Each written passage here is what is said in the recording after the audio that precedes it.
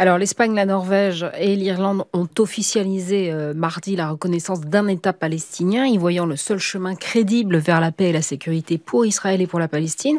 Et elles seront bientôt suivies par la Slovénie. 143 des 193 États des membres des Nations Unies reconnaissent officiellement l'État de Palestine, dont l'Espagne, Juan Rosé. Est-ce que la France doit faire de même?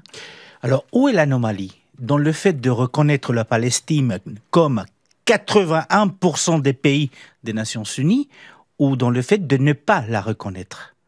Donc l'Espagne est dans le sens de l'histoire, comme la Norvège, comme l'Irlande, comme la Slovénie, et dans quelques temps, Malte aussi.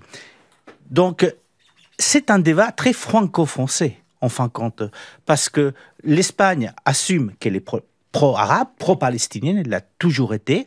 Elle assume aussi le fait qu'il y a dans ce conflit un massacre qui est réel de la population palestinienne.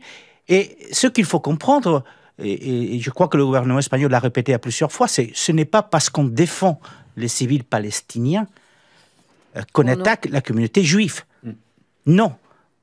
On critique le gouvernement d'Israël.